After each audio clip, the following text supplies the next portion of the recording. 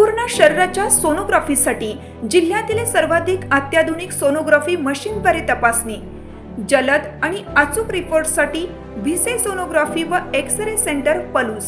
संपूर्ण शरीराची सोनोग्राफी, सर्व pregnancy scans, fetal 3D 4D scan, colour Doppler, digital X-ray, elastography, anomaly scan यासह दर गुरुवारी 2D इकोची सुविधा।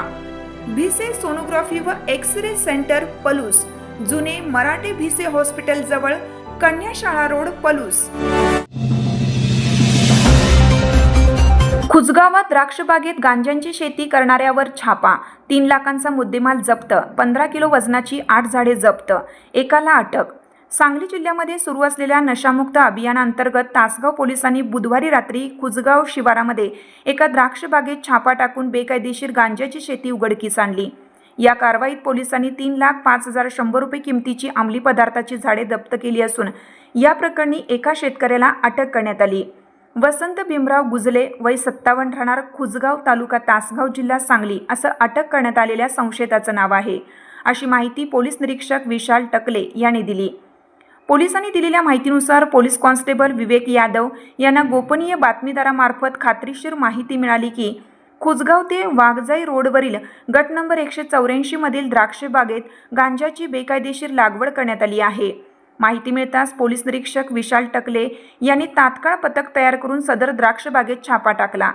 या छाप्यादरम्यान द्राक्ष बागेत वेगवेगळ्या ठिकाणी लपवून लावलेली 3 ते 4 फूट उंचीची, ओलसर पाणी असलेली आणि उग्र वास येणारी कॅनबिस गांजा सदृश्य वनस्पतीची एकूण 8 झाडे मिळून आली। पोलिसांनी ही सर्व झाडे उपटून जप्त केली।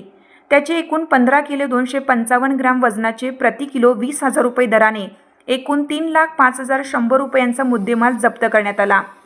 सांगली जिल्ह्यातील वाढत्या अंमली पदार्थाचे वितरण, विक्री आणि नशाखोरीवर अंकुश ठेवण्यासाठी पोलीस अधीक्षक तुषार दोशी, अप्पर पोलीस अधीक्षक श्रीमती कल्पना बारवकर आणि जत विभागाचे उपविभागीय पोलीस अधिकारी सचिन थोरबोले यांनी अंमली पदार्थ विरोधी मोहीम अधिक तीव्र करण्याचे आदेश दिले होते।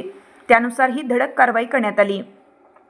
या प्रकरणी पोलीस कॉन्स्टेबल संतोष भीमराव माळी यांनी फिर्याद दिली असून संशयित आरोपी वसंत गुंजले याच्या विरुद्ध तासगाव पोलीस ठाण्यात अंमली औषधी द्रव्य व मनप्रभावी पदार्थ अधिनियम 1985 चे कलम 8(ब) आणि 20 प्रमाणे गुन्हा दाखल करण्यात आला आहे।